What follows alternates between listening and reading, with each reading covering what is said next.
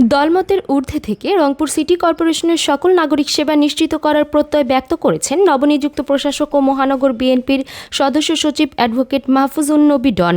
সোমবার ১৬ মার্চ সকালে রংপুর সিটি কর্পোরেশনের যোগদান করে তিনি কর্মকর্তা কর্মচারীদের সাথে কুশল বিনিময় সহ সিটি কর্পোরেশনের বিভিন্ন বিভাগ ঘুরে দেখেন। নবনিযুক্ত প্রশাসক রংপুর সিটি কর্পোরেশনের বাজেট বৈষম্য নিরসন, যানজট নিরসন, শ্যামা সুন্দরী খালের সংস্কার, জলাবদ্ধতা নিরসন, বর্জ্য ব্যবস্থাপনার উন্নয়ন সহ নগরীর সমস্যা নিরসনে কাজ করার কথা জানান। এ সময় উপস্থিত ছিলেন সিটি কর্পোরেশনের প্রধান নির্বাহী কর্মকর্তা রাকিব হাসান সহ অন্যরা।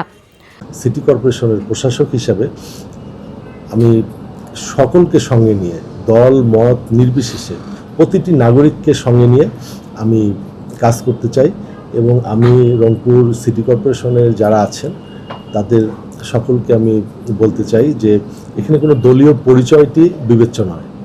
উনি আমার নগরের একজন নাগরিক, এই পরিচয়টি সবচেয়ে বেশি গুরুত্বপূর্ণ এবং এই নগরের প্রত্যেকটি নাগরিককে আমরা দলমত সব কিছুর ঊর্ধ্বে তার প্রাপ্য যে নাগরিক সুবিধা বা যে নাগরিক যে সুবিধাটি তার পাওয়ার কথা সেই সুবিধাটি আমরা দেওয়ার চেষ্টা করব।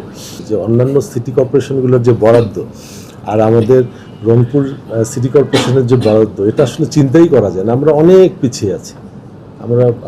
পিছিয়ে আছি, এগুলো অনেক চ্যালেঞ্জ আমাদের সামনে আছে।